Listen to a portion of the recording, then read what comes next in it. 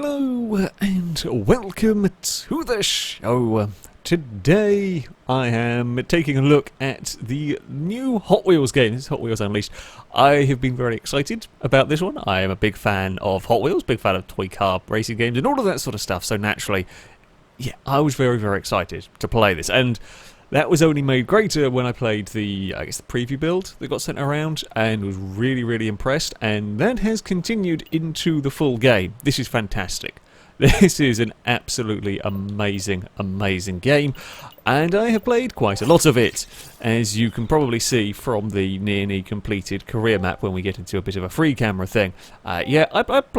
I started playing this, and then I kept playing this, and it's really bloody good. So there's a load of races to do, as you would expect, races and time trials and so on, to make your way through this this single player. I think I've actually just about done the majority of certainly the bottom part of the map. I think we get towards the top. Where stuff gets a little tricky. I think it's this bit here I haven't really done. Yeah, that's about it.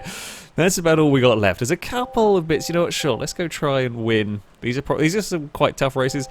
Let's go try and win one of these. Let's see if we can get anything exciting. Now, the vehicles, there are plenty to choose from. You unlock as you go through.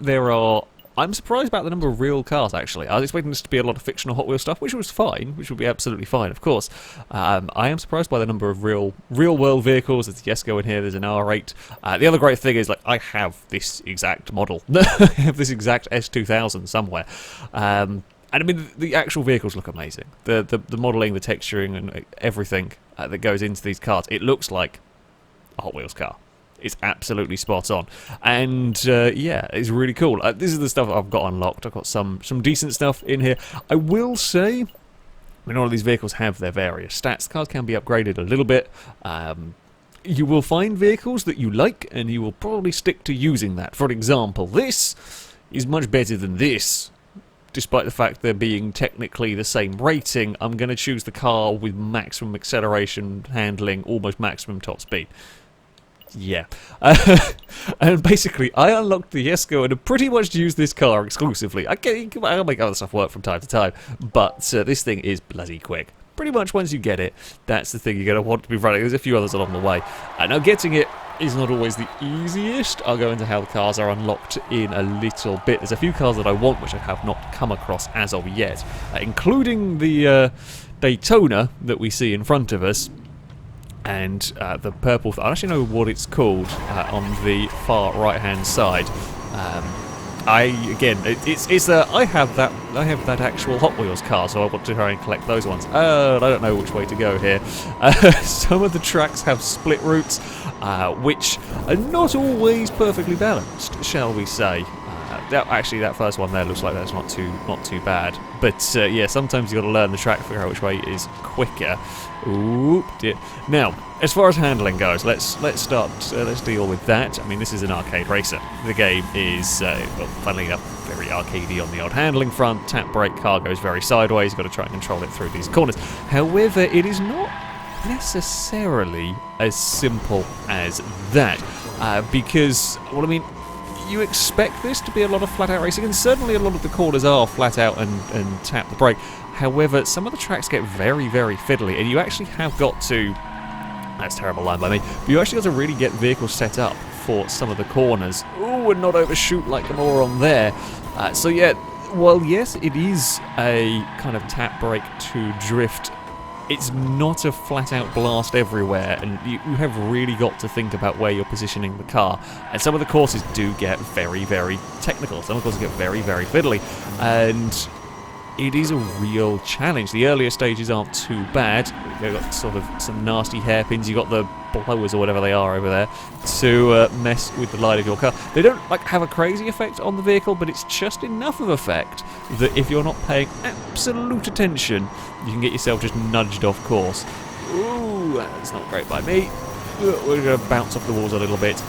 Now, I will say with the physics of the way it works. Oh dear, no.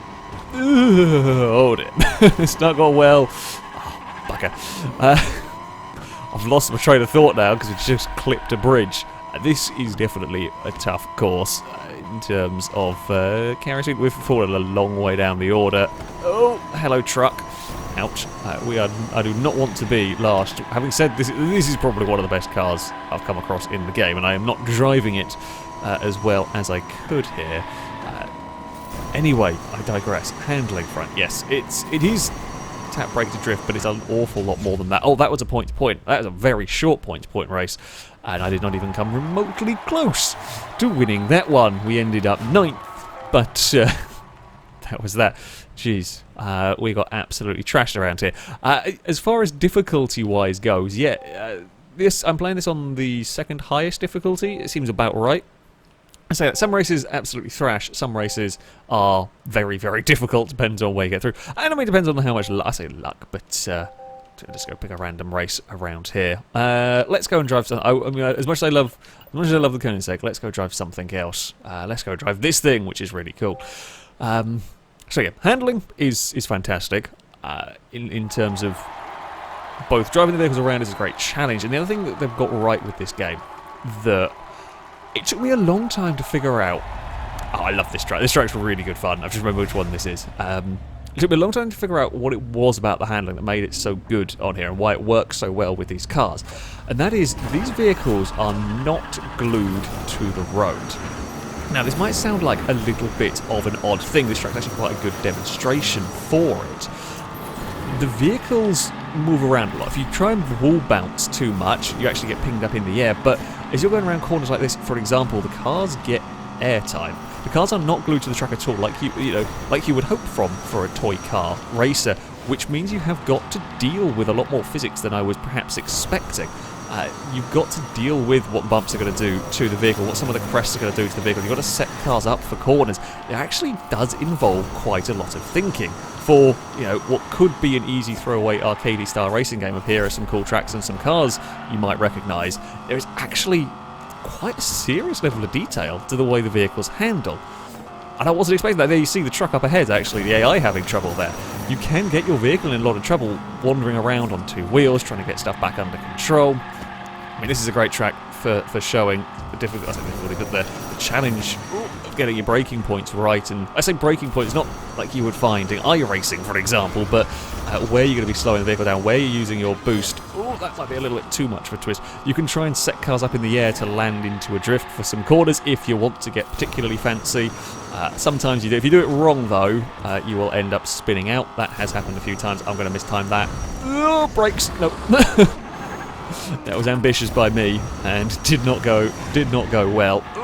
I hadn't played this game for a couple of days, so now apparently I'm a little bit rusty. The pickup truck's going to fall over. It's fine. We're going to blast around here. Now you gain nitro by drifting the vehicles around. I think one of the ways we're going to balance some of the vehicles out a little bit is, so the really fast cars I have been using only have a couple of kind of slots for nitro. When you're in really twisty sections, you can't use the boost. The car will be uncontrollable. So you kind of fill up the bars and then that's it. Whereas some of the perhaps slower vehicles can gain a few more bars of nitro. I always feel like just the faster vehicle overall is the way to go. I might be wrong. There are probably some tracks where that isn't the case. So far in all my time playing this, generally go for the best car. If you've only got a couple of slots for nitro or whatever, then you do kind of deal with that. But that crest there is sketchy as anything. The track design as well for the ones you'll come across in the campaign is really very good. As I said, great fun to drive around. There's only one I've come across that's really arsey, in that you have kind of blind corners with crests that the way you kind of lead up to some of the corners, I can't remember which track it is, I'm afraid, so I can't show you, but where you're kind of being led up to this section and it looks like you're safe to go use some boost and everything, but suddenly you get the track falls away. It's like, well, it's a little bit of a pain in the ass, but it's only one track where I've really come across that one, and once you've learned what you're doing, it's fine. One thing, when I played the preview of this, I saw a lot of people comment on, and that is about the camera angle. Now, this is a difficult thing to describe for me telling you folks, because I'm driving the game, you are merely sat there watching it. Now, driving this game, you don't... It's difficult to describe, but you don't notice the camera being funky. The camera really, really works when you're driving. Now, yes, it does look a little bit odd, the way it's moving around when you're sat back and watching a video on the game, but it is not something I wouldn't worry about. I wouldn't be put off, certainly. I wouldn't worry about the camera angle. There is something intuitive about the way you end up driving this game, and the camera angle does work. Yes, it is a little bit different perhaps to other arcadey racing games. Yes, when you're watching videos it looks like it's swinging around in weird angles. That was very close. However, when you are actually playing, when you're actually driving, it does all work together. Not quite going to make that pass. Doesn't matter, we've got one more lap to go. This has been a really good race, actually. The AI are really good fun to drive against. Again, another thing that a lot of this sort of style crazy arcade racing games fall for is the let's have ridiculous catch-up. Whether it be the player catching up to the AIs, whether the AIs catching up to the players, you don't really get that here. There is a little bit, it seems, for the player in terms of catching up to the AI vehicles. It's certainly not ridiculous, but you know, you do seem to get a little bit of a chance to catch up if you fall off. But if you are in the lead and you're having a really good race, the AI cars are not all suddenly going to magically appear behind you. Maybe one will be keeping up with you, but the whole pack doesn't suddenly appear. So yeah, if you have a good race and build a big lead, you're not going to have it all eradicated by some catch-up mechanics, and that I'm really glad to see. The AI put up a fantastic fight. They will race you. You'll get bumped around from time to time by them and everything, but yeah, they'll put up a great fight. You'll have a lot of fun racing them, but it won't feel crazy unfair. At times it may feel just a smidge like the AIs get more uses of boost than you, but it's also quite possible that I'm not using mine very efficiently, or they've got different cars with different systems essentially. So yeah, what are you going to do? I should have fired my rocket. Oh, I should have fired my boost before going into there. I didn't know how. I was expecting it to close before I got there, and that didn't work for me. Oh, this is going to be a really close run to the finish line now. We've got the really twiddly section coming up. This corner here is a right pain in the arse. Because everyone falls off. There's no rail on the outside if you get the braking wrong. Oh no, I've messed it up. Oh no, we kept it together. I can use a little bit of boost down here because it's a nice run into this corner. Swing it right. Oh, the Formula car's fallen over. It took too much speed. And then we can kind of straight line this final turn. We will boost our way to the finish line. We did get victory in the end on that one. God dear. The AIs make mistakes. The AI cars will fall over. I think that might actually manage to recover it and land on its wheels. They'll fall over, they'll crash off the circuit. I think somehow that's how a little bit of catch-up occurs, is that the AIs will ping off the circuit, perhaps. All sorts of things. But yeah, it really, really works. The actual driving is so much fun on this one. The actual race, I mean, that was a fantastic battle. We had a whole battle the whole way through against some AI cars, and it didn't feel cheap. It didn't feel like a lot of crazy catch-up was going on in all of this. So, onto the vehicle unlocking. Let's go and talk about that one now. So, this is the collection. That's the stuff that I have. The shop that we have got. There is this. So we have the limited offers selection. In fact, I haven't seen this lot. So every 4 hours it changes what is up for sale. I want to get kit. Yes, please. I also want to get all of these. I want to get this one as well. Sure, I haven't quite got the money if I'm going to show off some other stuff. So, yeah, I have already got a Mustang. I haven't got a 55 Chevy or kit, so we will buy those. So you can buy specific cars you want. That's where I got the Koenigsegg from. Came from those. You also get these boxes. Now, yes, loot boxes are bad. However, I do not mind a game having randomized progression, randomized vehicle unlocks, as long as it's all done fairly within the game, which is, as far as I am aware, is all that is going to be done with this one. It bloody better stay like that, otherwise I will retract the statement. But it is fun. You will unlock Please Plenty as you go through the game, or you can choose to buy them, which is what I will do for the sake of this. A random vehicle will be in here, can be any sort of vehicle. Now, unfortunately, you can get duplicate vehicles. The game is at least relatively... I say it's relatively fair. It could be worse in terms of this. If we go to our collection over here, I'm actually curious, how fast is kit? Okay, so that's not terrible. I'll probably upgrade it. I'll get a little bit extra nitro. And what is that like? That's not, again, also not bad. Not as fast as the Koenigsegg or a couple of other vehicles. However, also not too bad, really. Where was that rocket thing that we unlocked? Because, again, we have a duplicate one of these. So if you have a duplicate one, you can choose to sell it. or you can choose to dismantle it. The silver gears are used for upgrading cars, the coins is used for buying stuff. Now, if you choose to sell the vehicle, you get 300 gold, so you're not actually losing that much. Like, it's a decent amount of money you get for selling a duplicate car. Okay, yes, you lose a little bit, but the game could be a lot harsher in terms of what it could end up giving you. I will go and buy one more of these. We'll see if we can get anything fun out of this. Here we go. Come on, game. Give us something nice. Seeing as we're on video, oh dear. I mean, okay, it is good. One of these I used a lot for the early part of the game. I got through probably about a quarter of the game using one of these. Very, very quick car, actually. But there we go. How and what vehicles you get, what vehicles you're going to be using through your career mode, if you like, is going to be different to me. Your playthrough is going to be completely different because it's going to be randomized as to what you end up getting. I don't know whether so you get 3 boxes to start with. I don't know whether they're the same for everybody or not. I got the Copa Camaro and a couple of other ones. I can't remember. Actually, I think I got the Camaro and I got RDO2. And I think that's basically what I started with, and I drove the Camaro for a bit, realised that the RDO2 thing was much faster, and then drove that. So, but there we go. So that's how the things unlock. As I said, there is upgrading for the vehicles. You use the silver gears that you unlock through the various missions, through the various races, and so on, which will make vehicles, you know, a little bit faster. Now, these upgrades will improve the stats. It can alter the boost for the vehicles, so sometimes you might get less boost. Okay, so this one here, for example, sometimes it can change the type of boost. So the bar we've got here is a sort of bar you fill up and goes down, whereas the dots are so that you have to use it all in one go. I do not particularly like the bar as a way to go. I don't really get on with that one as much as I do in terms of the sort of single-use shot, but that is how it works. For example, here, Kit, I am actually going to upgrade you. Because I think that could actually be that's not a terrible looking stats, and it's got my much preferred system of boost, if you will. So we're gonna go have a little drive with. Shall we go have a? Oh gosh, shall I go? I'll go brave here. This is ambitious. I'm probably gonna fail miserably. Let's go and have a try at one of these races with good old Knight Rider. Here we go. Let's. Let's give it a try. Hopefully it'll be a track that I remember. As I said, all of the tracks are very, very good fun. There is a few circuits I've come across where there are some cheeky shortcuts. I don't know whether you're supposed to be able to take some cheeky shortcuts, whether you're not.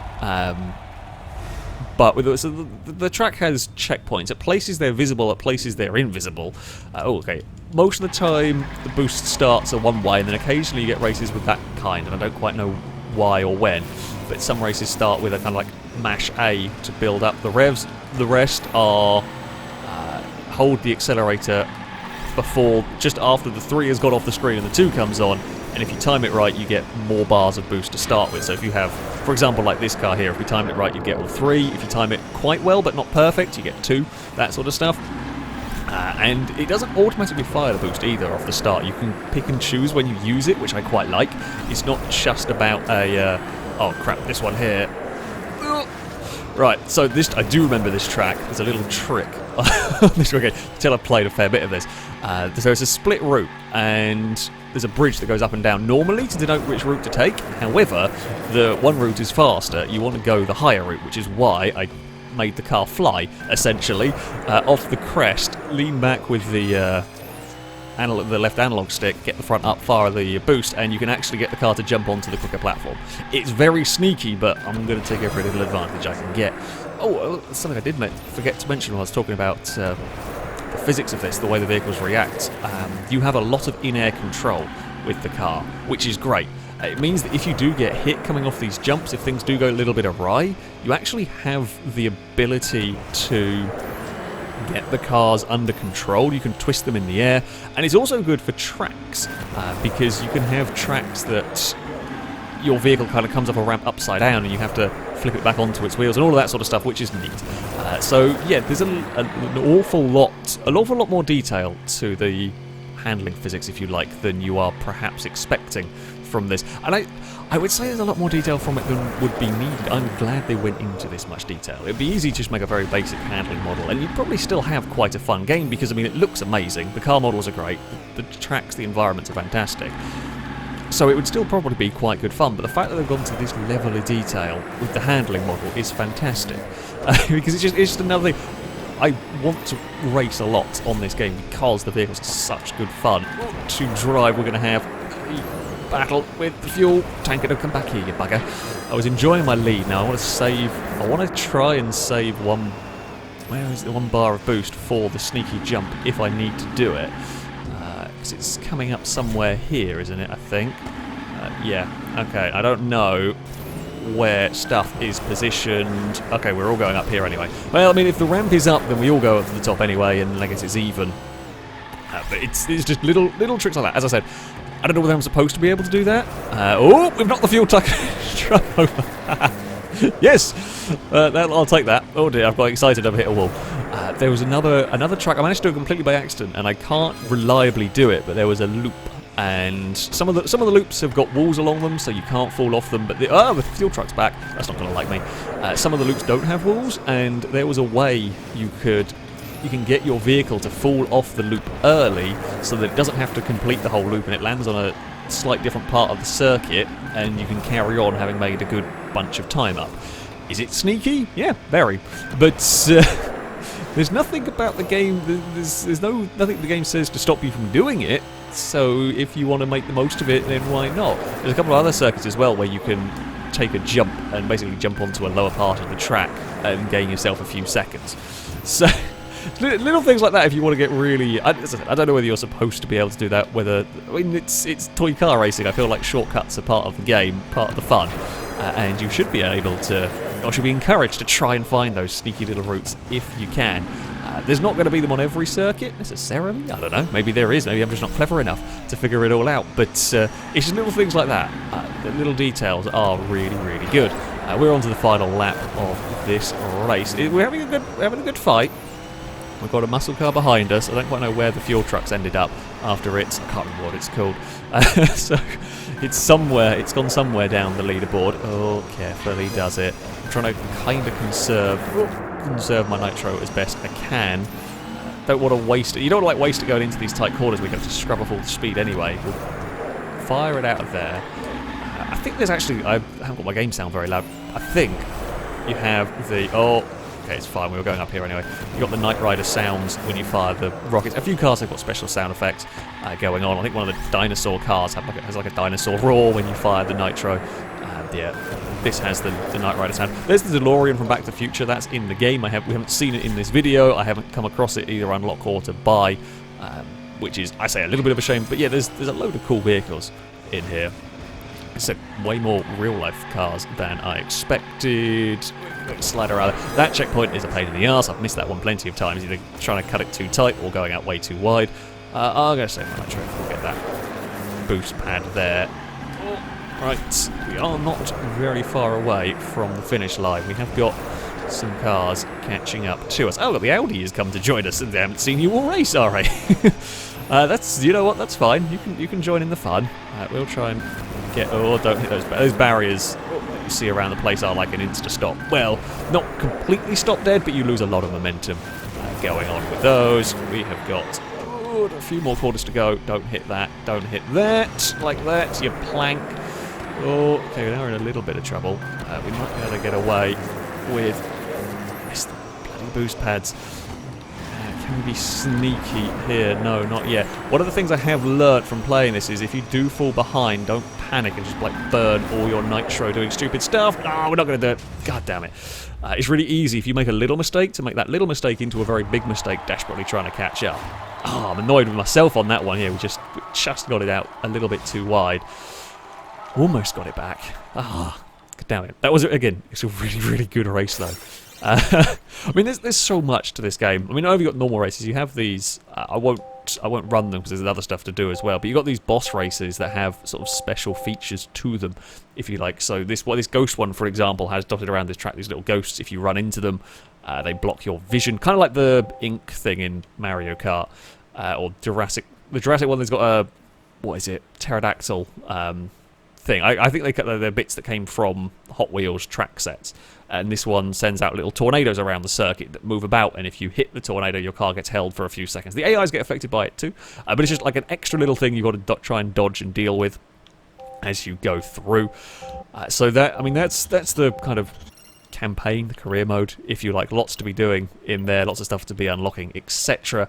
There is, things that I wasn't necessarily expecting. There is a livery editor. You can actually change the liveries on your Hot Wheels cars, which is awesome. And when I say this, you can go into a lot of detail here. So, do you want to have a... what sort of paint type do you want on your Mustang? You have a glittery Mustang, if you so desire. Maybe not for me, but you can change the stickers material. You can change the colour of the chassis of the car. So you can go into a crazy large amount of detail for this if you want to. We're going to go for... yeah. I wasn't expecting to have all of these options to play around with. But it's really neat, and you can go crazy detailed with all of your cars. If we go... where was I going to show? Oh, you can add layer as well, and then you can start going to... confirm one up here, and then can we make the stripes? I did try this at one point and struggled to figure out how it works. Can I don't know if I can change... I might not be able to change the aspect ratio of the stuff, or I might be able to and me just not know how to. Doesn't look like I can, but I could be wrong. Maybe. Ooh, you can do a lot again. You can do a lot more with this if you want to go into details. If you want to go, so yeah, you can go and make your Hot Wheels cars whatever colour, whatever look you want to. We're not going to worry about saving that one. The other big thing that you could easily lose a huge amount of time in is the track builder. So you got these. These are all the locations. If you want to have a plane room, we can go and build a track in here, or you can build at any of the other locations. And we've got all sorts of possible options, all sorts of possible bits. If you want to start with a garage as a build, you can. This here. You start building multi-route circuits immediately. I like the way they've gone about building this. I have to say, the track creator in here is better than the track creator you get in GTA 5 by a long way. So this is just your standard piece of track. You can extend it. That's the maximum width. And you can make whatever kind of corner radius you want. Not only that, is if we do... God, right button, left button, and there is a way. How do I twist it? I was playing around with this earlier, and now I have completely forgotten how to do it. So, yeah, we can go up, and we can go down. We can, there we go. We can do the most ridiculous banking imaginable if you want. That is definitely never going to, the car is never going to stick to that. But you can do all of these bits and pieces if you so wish. And you can get really crazy with the track pieces if you want. Here we're just going to get a corkscrew roll that no car is ever going to be able to drive down. But you can build these ridiculous shapes. Now, I'm not the best or the most patient when it comes to this kind of thing at all, I'm afraid. I'm not sure how good I will be at making the circuits and everything, but the amount of options out there, the amount of tools out there for building this track however you want, is incredible. You've got loops and so on that you can go and stick in. You've got all sorts of special pieces. So you've got magnetic track. This is so that the cars can stick while going upside down. And then we've got these. We've got fans that can knock stuff off. We've got tunnels and various split roads, etc. The possibilities for track building in this is fantastic. It is incredibly impressive. I really look forward to seeing what much more talented people than I can come up with. Because, there's no way this track is dry, but there's no way I'm going to give it a try just because I've been very silly with this. Sure, let's have a spider. Those things are nasty buggers. If we get to it, you'll see they have like a special effect that goes on with them. Why is that red? Why are you not? There is a like a prop limit. As you can see, we're coming towards it, but I mean, we're not done too badly, considering we built. I mean, this has been a terribly goofy kind of circuit, but it's not used. It's not even used up a third yet, so that is something. Where's the end? How does one do an end? I am not actually sure. How does one finish a track? Oh, okay. There's the invisible checkpoint, so you can put them around the circuit to stop you from cheating or whatever. Can I just go? Sure. Let's just test the track. I know it's not going to work. We're never going to survive this, but just for fun. I also love that. I don't know if you can unlock this. I presume you can unlock this to do normal races with. I've not seen it, but just for fun, we've got a massive tractor as our test vehicle. We'll run down the car park. Okay, tractor, can you hold on to the most ridiculous corkscrew roll I've ever seen? Not a chance. But I love that you can build a track that's completely impossible. I like that that option is there, because it means you can do some crazy things with the circuit. The game's not telling you what it thinks you can and can't do. The game lets you do it, and then lets you realise, I'm an idiot, there is no way my vehicle holds onto this. So you've got to tune it back. You could use the magnetic track to make that corner possible if you wanted, but yeah, it's such a good game, this. I cannot sing the praises of this one enough as to just how good it is. I mean, the criticisms of it... Oh no, I don't want to save it. Sure you want to quit? Yes. Do you want to save this track? No, it's terrible. The criticisms of it are... It could be a little bit more generous with the money that you earn from the single player. Is that I've completed most of it. And while I've opened a fair few of the extra boxes, with progression and with vehicles being unlocked randomly, if there is something specific you want, it's a bit of a pain in the arse.